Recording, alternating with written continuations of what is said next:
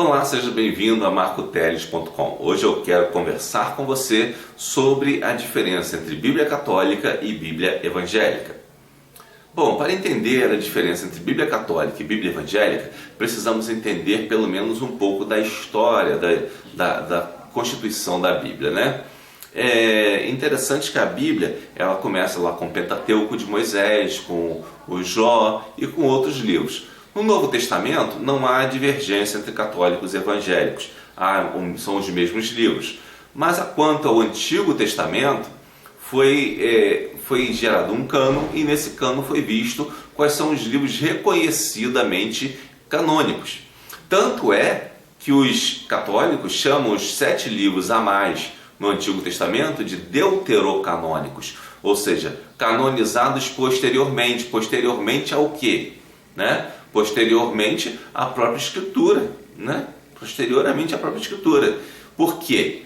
O nome deuterocanônico já significa que eles foram escritos depois, e que tinham livros escritos antes. Esses livros escritos anteriormente, o que formava o bojo principal do Antigo Testamento, eram os livros que chegaram até nós na Bíblia protestante, Mas durante um período, os judeus foram expulsos de sua terra e nesse período caminharam pelo mundo e estavam dispersos. Mas um rei do Egito, ali da Grécia, quis que fizesse uma versão da Bíblia hebraica para aquela biblioteca lá de Alexandria. Bom, então foram fazer a versão da Bíblia hebraica em grego, observe. Quando foram fazer a versão da Bíblia hebraica em grego, pegaram os livros que eram canônicos, que eram considerados por todos, além disso, sabendo que o povo estava espalhado pelo mundo helênico, que os gregos dominaram com sua cultura todo mundo, que o povo de Israel estava espalhado, eles colocaram alguns livros a mais. Que são livros que tentam mostrar o povo de Israel como uma nação definida, O objetivo desses 7 livros, se você ler os 7 livros, você vai perceber que claramente o objetivo dos 7 livros, incluídos pelos 70, pelos 70 sábios que fizeram a tradução, foi exatamente de dar uma identidade nacional a Israel. Os livros têm uma conotação política muito forte, esses deuterocanônicos. Eles têm uma conotação política muito forte. E às vezes uma pessoa escreve, um próprio tradutor escreve um livro. Por exemplo, o livro de Tobias foi escrito por um tradutor dizendo que o pai dele era assim, assim, assim. Ele mesmo escreveu o livro. Então entrou ali, Então alguns livros foram inclusos porque eles faziam parte da literatura geral, embora não fossem livros canônicos, e também não eram livros propriamente ruins, Eram livros de história.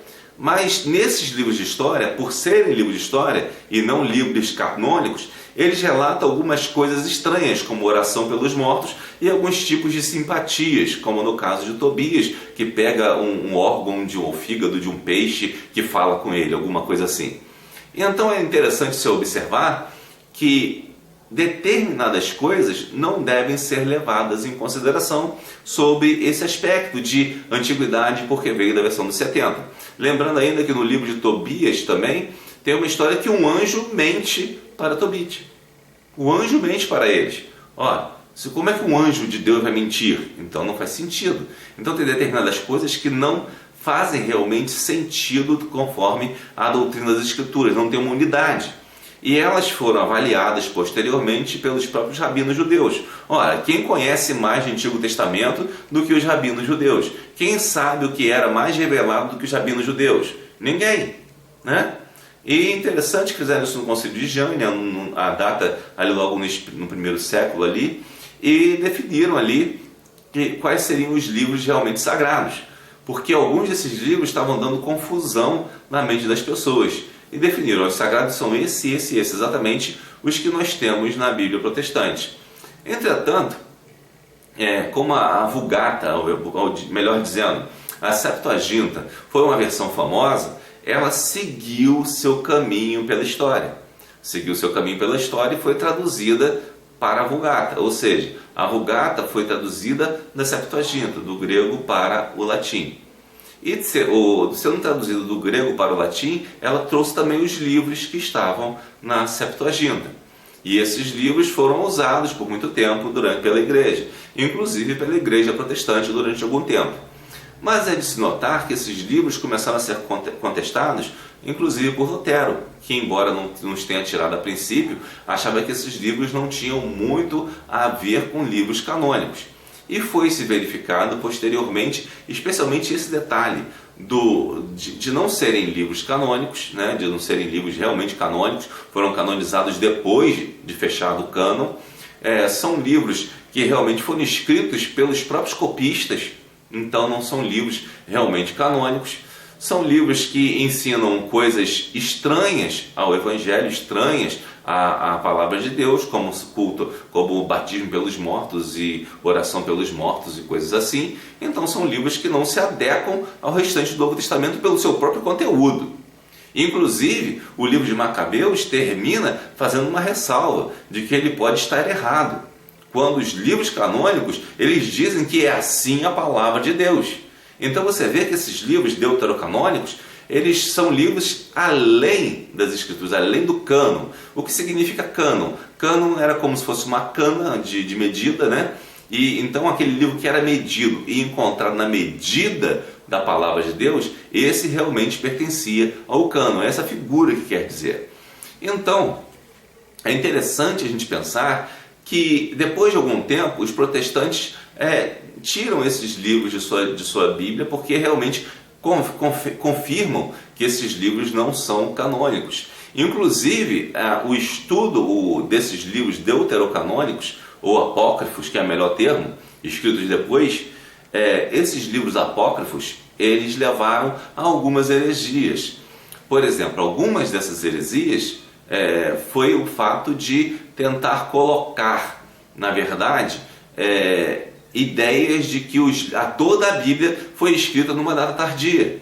Como que eles chegaram a essa conclusão? Historiadores ali do Iluminismo chegaram a essa conclusão, e teólogos também, chegaram a essa conclusão a partir do ponto em que viam nestes livros deuterocanônicos que aqueles livros eram livros políticos.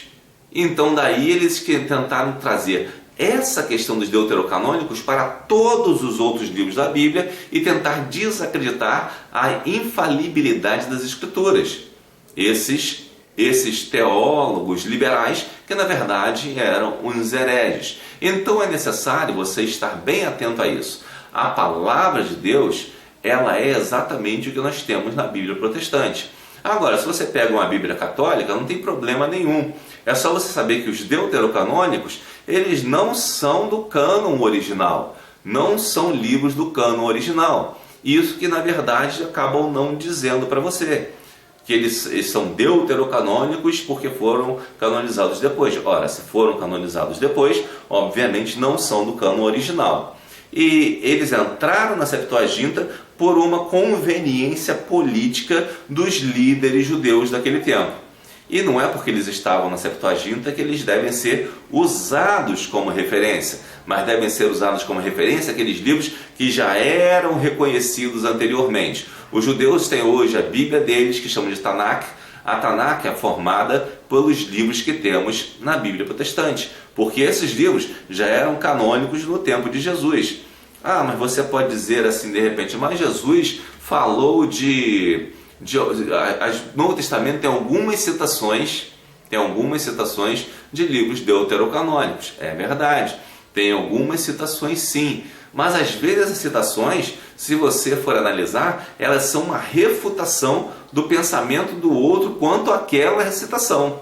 Você pega Judas, por exemplo, ele diz que tem pessoas ensinando coisas além das Escrituras, né? E quando ele diz que tem pessoas ensinando coisas além das Escrituras, refere-se a esses livros deuterocanônicos. E quando ele se refere a isso, ele usa exemplos do livro deuterocanônico para dizer, se nem isso que está escrito nos livros que você defende fez isso que vocês fazem, que por exemplo, batismo pelos mortos, ou como se diz, oração pelos mortos, por que vocês estão fazendo? Se até mesmo esses livros dão exemplo que não se deve fazer, por que vocês estão fazendo? É isso que está escrito ali.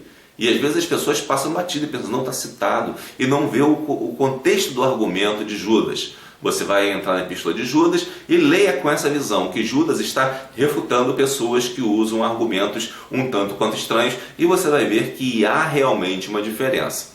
Então, espero que eu tenha deixado alguma coisa esclarecida aqui. Claro que muita coisa fica no ar, porque não dá tempo no tempo que nós temos aqui no YouTube, obviamente. Então, mas você pode pesquisar mais e entender mais sobre isso. Que Deus o abençoe rica e abundantemente. E leia a Bíblia, seja ela católica ou evangélica. Simplesmente tenha na sua mente que livros deuterocanônicos não são objeto de fé.